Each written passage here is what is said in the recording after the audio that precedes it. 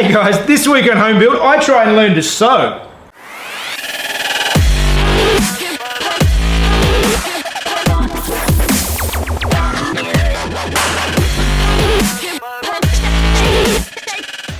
Yep, you heard right. This week, I'm going to try and teach myself how to use a sewing machine.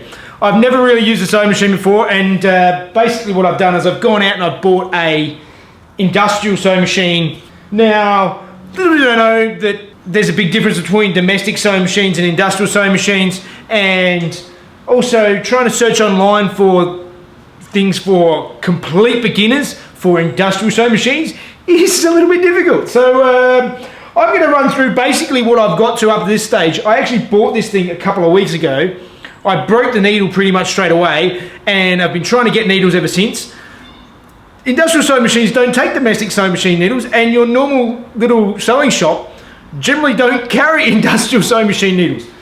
First tip. And then I've spent the last couple of hours just trying to get it to sew so it actually works. It was loose and it was... There's tensions, there's all sorts of things to learn on a sewing machine. So let me take you through it. Here's my sewing machine. So first of all, I had to learn how to thread it and everything. That's the relatively easy part. But for those of you who don't know sewing machines, which is probably most of you, because let's face it, how many of us actually use a sewing machine? You've got to mess with the bobbin underneath to get that the right tension. You've got to get everything up here the right tension. You've got to put the needle in the right way around. But basically, I finally got it running.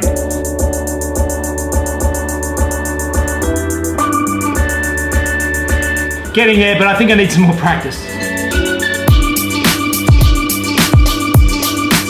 I'm pretty happy with that for my first attempt at double stitching. Looks pretty good. I can see a nice interior in my future.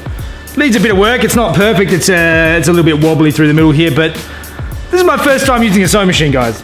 All right, so I've done a bit of practice now, and I suppose you're probably asking, why do you need to learn to sew? My thought is, I want to do everything on this car, and that includes the entire interior of the car. The first step is to actually make a roof liner. Now, I know you can buy a roof liner ready to go in, but I thought that would be too easy. It looked like a pretty simple design, and the quotes I got were around $300, $350 to get a roof liner to me. And I did a bit of research, and I can buy the material for the roof liner. I think it cost me about $80. So I thought, well, it looks like a pretty simple design, and it's probably a good starting point to learn how to trim. So my first challenge is to actually make the roof liner before I even get to put it in the car. Okay, first up, this is the old headliner out of the car. So I've got a rough template of what I need, and from what I can gather, they're just dead straight lines that are actually sewn with a loop in the back where the steel bars can go through.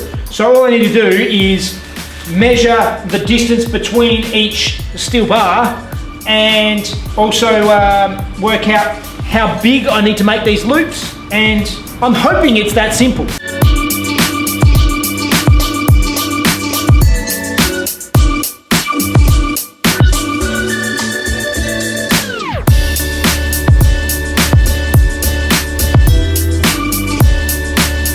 Alright, trying to fold this seam in the exact right spot is actually a lot more difficult than I imagined it would be. I'm just going to take my time and see if I can do it. This is the first attempt, and hopefully I won't stuff it up. Alright, that didn't go too badly, but it didn't go good enough. My line is a little bit wobbly. It was harder keeping the fold exactly where I wanted it the whole time, so I'm going to go back over it again. I'm going to use some pins and try again. I've got more fabric than I need, so I'm going to use this end here as a bit of a test bed, and then trim it off and start again and see if I can get it right next time. That is much better. Much, much better. Not as wobbly as the last one. It's much straighter. I can live with that. All right, so that's the method I'm going to use. Alright, this is attempt number 2 at getting a nice straight line, and this will actually be the real headlining. I've tried something else using the ironing board, setting it up at the right height to help sort of slide the material through, because I found it was getting bunched up. So this should hopefully make it a little bit more of an easy transition. Let's go again. Alright, it looks good. Yeah! Alright, so now I've got a seam that I'm happy with. I need to go back and measure out my next seam and hopefully do another nice neat seam.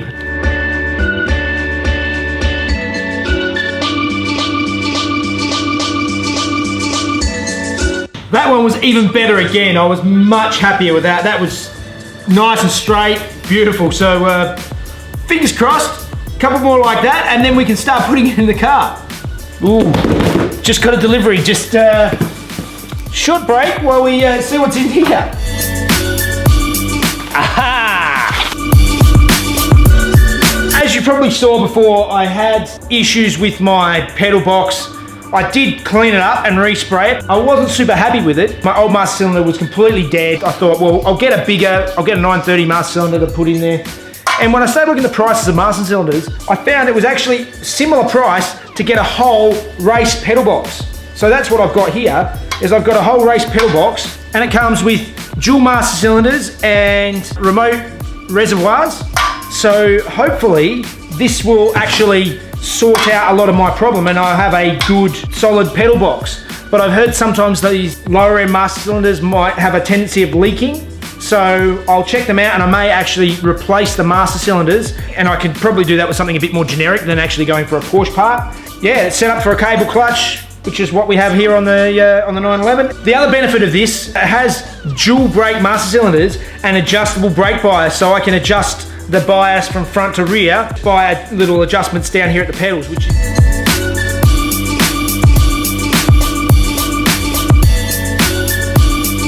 Alright, that's actually the sewing part done. If you can actually see on the end of these, basically this ridge that I've sewn in has just been cut on an angle, obviously designed around the bars that need to go in. So now I need to trim the headliner I've made to the size of the bars. Alright, now over to my tried and tested painting station, and one thing to note is these bars are different sizes. The front two bars are actually the same length, but they actually get wider as they go back. But they are color coded, so the back one got a bit of yellow on it, the second and back one is white, and the front two are like a green color. What I'm gonna go through now is I'm gonna tape up the ends and keep a bit of the color on each one, but then I'm gonna repaint them all just to make them a bit neater and tidier so that they look nice when they go back in and they won't be all rusty.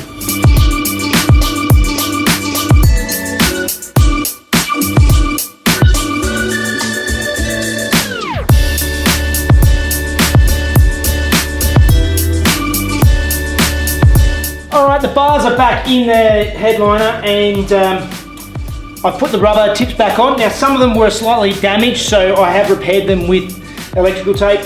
I know they're not expensive, but I haven't ordered them, and instead of not having a full episode this week, I thought just repair what I've got and see if they work. Now let's try and put it in the car. So this is what we have up to now. So I've got the beams in and everything seems to fit really well. So now it's a matter of going through and gluing it in. All right, we're all prepped. I've got another one of my old, I buy a whole bunch of cheap paint brushes, the cheapest, nastiest things I could find because I would throw away items. Paint on all the contact adhesive, give it time to dry, and then I can start fitting it all up.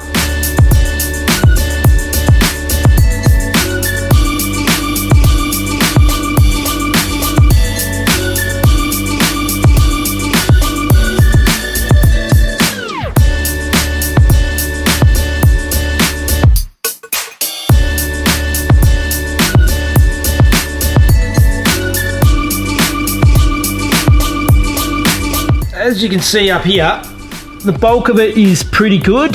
The front is quite good, but as I get to the back, there's quite a bit of buckling along the back. I think when the rubber goes on, it sort of holds it better, but I'm also going to try an old trick I used to use when I worked on inflatables. Yes, I worked on inflatables. They were like the big inflatables that you put on top of roofs of shopping centres and stuff. I used to do the artwork on them.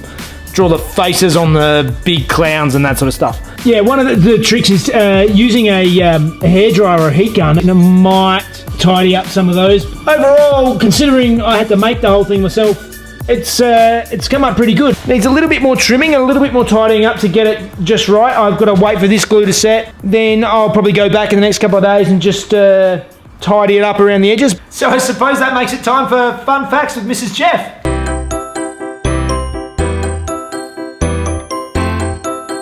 Hi guys! Okay, did you know that although Ferdinand Porsche was the founder of the Porsche company, it was actually his son, Ferry Porsche, who created the first of the Porsches as we know them today. This car was the 356, and it was actually created in a sawmill in a town called Gmund in Austria. And they were made with aluminium bodies, and there were only about 50 or so of them made. And today, they are some of the rarest and the most valuable of all the Porsches around. All right, guys, that's it for this week.